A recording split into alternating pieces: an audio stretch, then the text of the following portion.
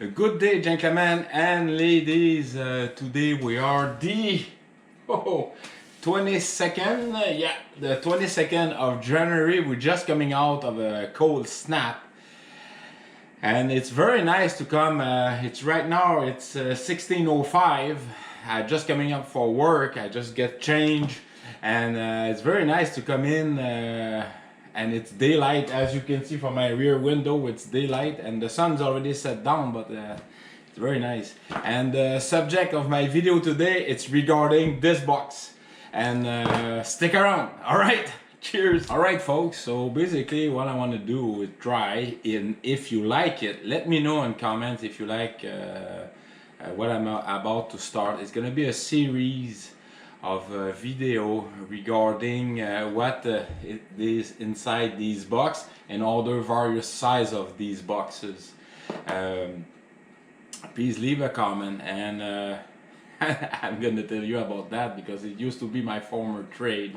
Inspecting these inside the box, it's basically survival stove who were part of the Arctic survival kit and various type of aircraft that I had the chance to work. And the reason they have these stoves, like to mention, is I was able to acquire some at various army surplus. Some were given to me from other former safety system trade across Canada. And yes, so let me know if you're interested about the series of I'm going to talk about various antique camping stove, but survival stove. Most of them are all survival multi-fuel stove. All right. When I became a safety system, when I switched straight from infantry to life support like safety system trade in the RCAF, that was back in 1989. I did my course at the CFC, Canadian Forces Aerospace Technical CFC, engineering school, located in Borden, that's north of Toronto in Ontario. And we had various type of stove that we learned how to maintain, test, and also teach air crews how to use them properly. And the first stove that I remember very well, it was those Primus stoves. And they were made in Stockholm in Sweden. It's a Primus. It's a very well known amongst backpacker, life, how they call it, prepper. There's various type of stove that they use. And I'm gonna talk about especially the one that we had and we still use to these days throughout this series that I'm gonna do mostly on Wednesdays.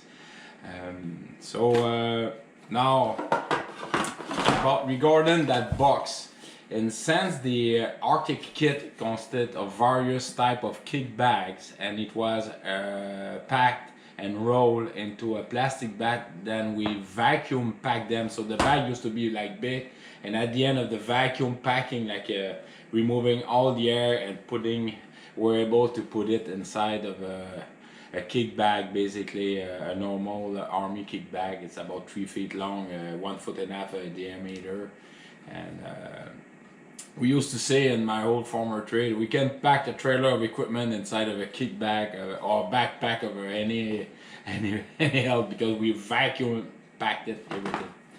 All right.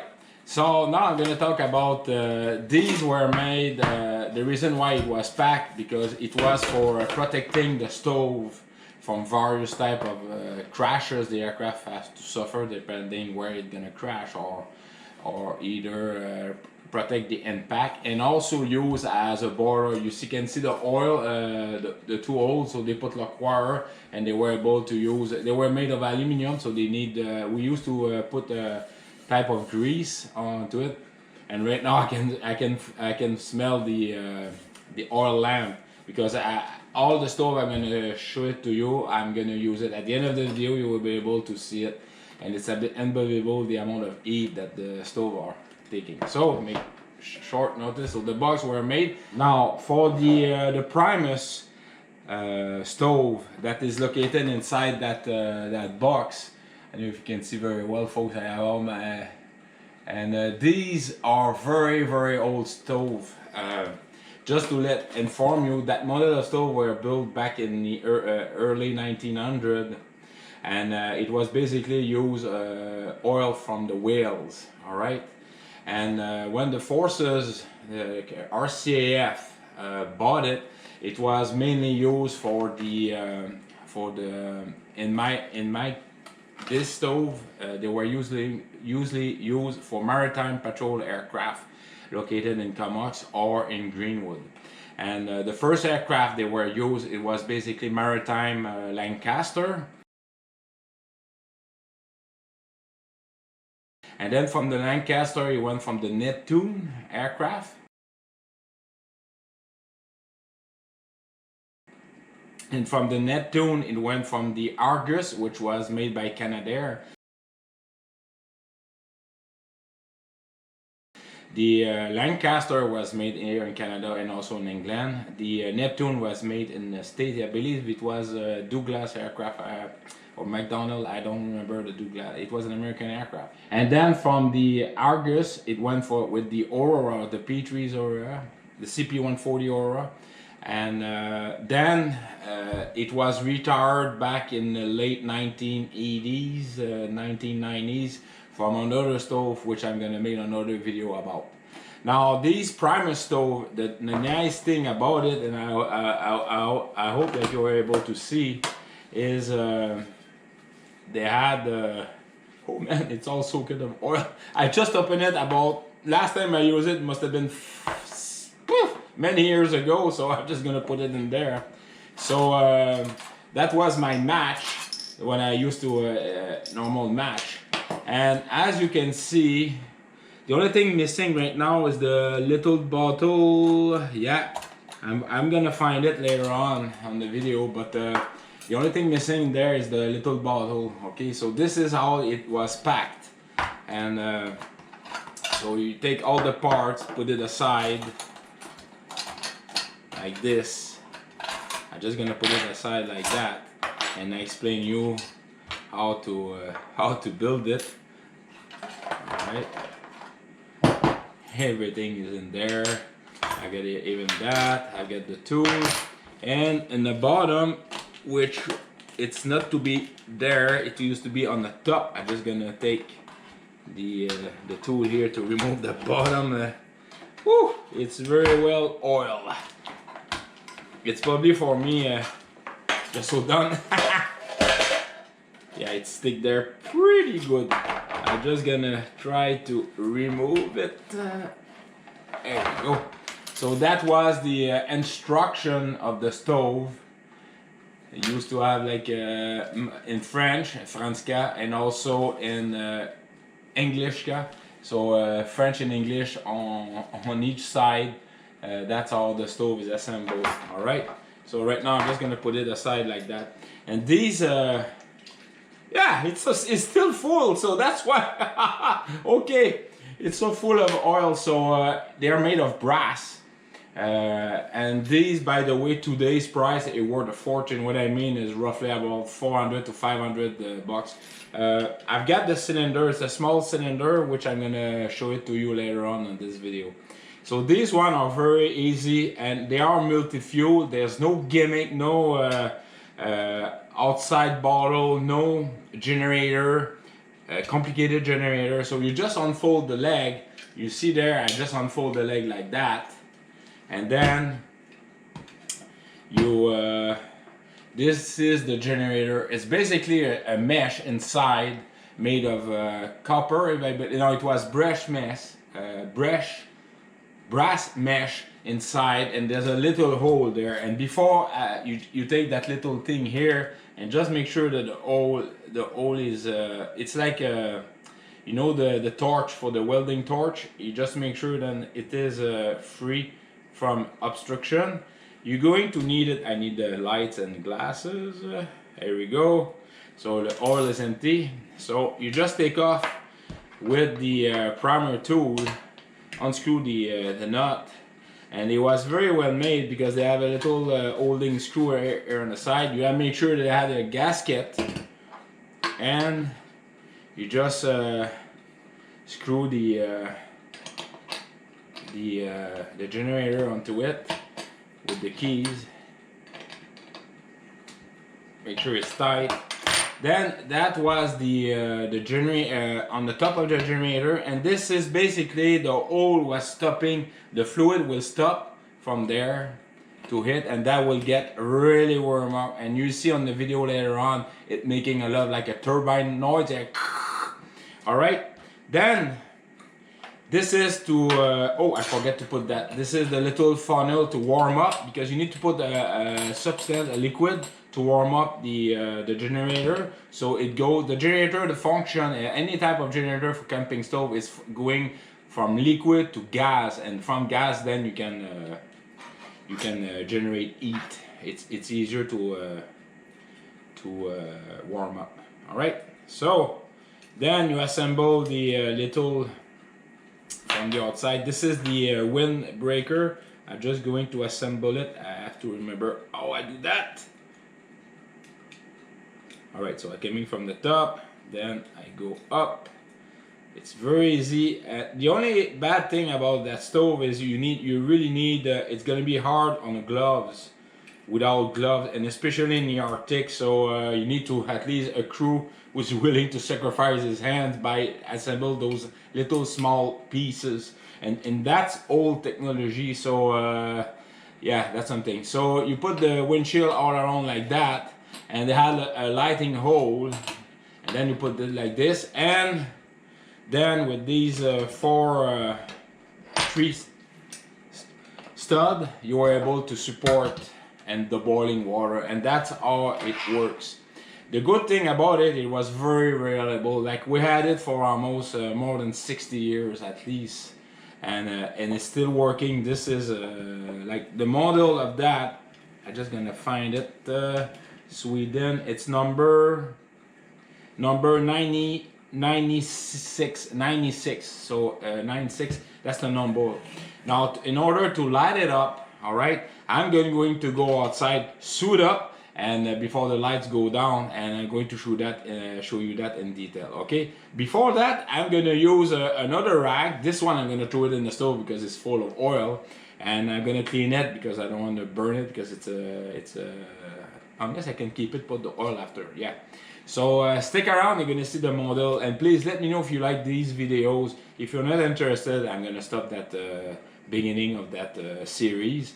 And trust me, I have various type of stove. By the way, I must have about 24 various type of camping stove used by the military, and also from the cadet, air cadet, or army or navy cadet, and also in the civilian. I like these stoves because for me, having a stove, it's a sign of like, especially when you do camping, backpacking, canoe camping. Especially for me, I tip many times overboard my canoe with my former dogs, and stove is creating heat right away, despite of the rain or foolish weather that we have. All right, so stick around. I'm gonna light up that stove. All right, cheers. All right, so right now it's -12. That's why you see my. So for the startup liquid, you can take paste, you can take liquid, but for us, we used to put alcohol to, and so that's why I'm using fondue liquid. It's basically alcohol, so I'm just gonna put a little bit. Here we go. Put that on the side. If something happened, don't worry, I'm gonna throw that on the snow. And then I just put that this one first and back. Here, I forgot to mention, this is a little valve. I'm gonna close it, make sure it's all closed. Here we go. Here it's the pump. I'm not gonna prime it yet because we need to build up heat before priming it. So I'm gonna use the famous Redbird matches that my good friend Kenny is also using. I'm gonna put the name of his channel, and just put it aside like this, and I'm just gonna light up the liquid, which is light up right now. Throw that in the snow. All right, and just gonna light up like this. Right now it's already heating, and especially with the cold, we have to wait a little bit before. And it's already starting to show, so I need to free some pressure, because when it's, you see the vapor there, that's where it's and then I'm gonna start.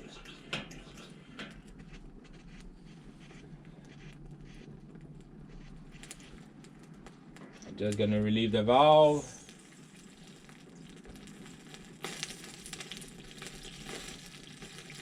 Like this.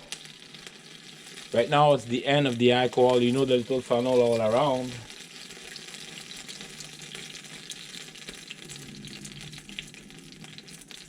And by the way, these stoves are great for that, so I'm just gonna wait until it's all burning.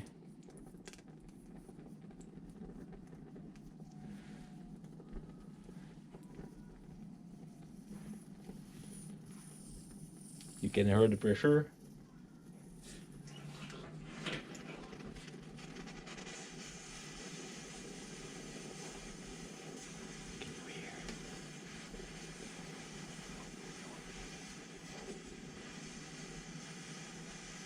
And these stoves are made to work basically inside of a tent. If you're walking outside, you really need, there's no wind right now, and you can already see it's windy, so it's always getting there. I have to wait because you really need to make sure it's all burned down there. There we go. Then you start to pound.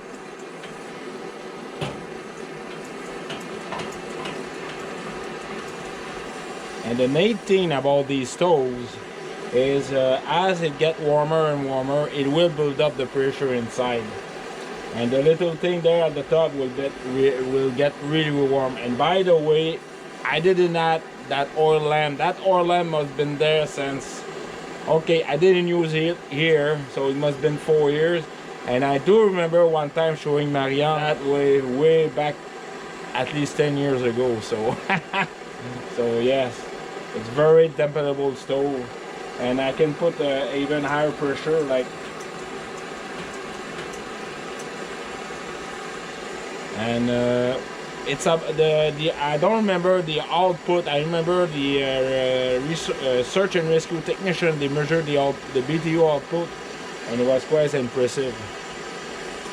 So for me, it's always amazing to see the amount of heat that these stoves generate. And the only sad part about them is the amount of parts they had to be assembled. So especially after an injured aircraft, like all crew are they fit to be in the cold weather. You need, it's right now I'm getting my hands in my pocket, but it's -12 outside. But it will definitely heat up a tent pretty warm. A good tent size. Back then the tent used to be 12 foot by 12 foot. Is it 12 foot by 12 foot? Yeah, roughly. Let's say 10 foot by 10 foot, about 8 foot high. It was made of canvas. It was a three double side walls. It was an Arctic tank, we called it, but only for aircraft life support survival kit. All right, Arctic survival kit. Amazing, and it's starting to get red. And this is oil lamp. I know you're able with this stove, by the way, oil lamp. It was made for whales, oil coming from the whales. After that, it was paraffin oil. You can use any type of gasoline, diesel, kerosene, aircraft jet fuels. I even used one time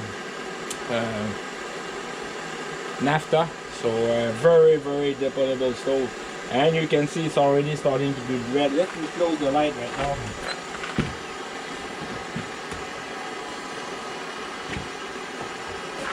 So it's already red there. I hope you're able to see the color. It's not dark enough, but so it's a very nice. You can see right there. It's the heating metal is getting red. Now, in order to shut it down, it's very easy. You just open the crack very slowly, and you can simmer it too. If I close the valve like this, and it will stay like that, right? Like for simmering action, that's all you control. It's not full blast. You can control the amount of pressure from inside. Like right now it's running. I just have to do one more pump, a little bit more, like you can stay like this. Then I put a little more as I'm putting out, like I'm putting more pressure.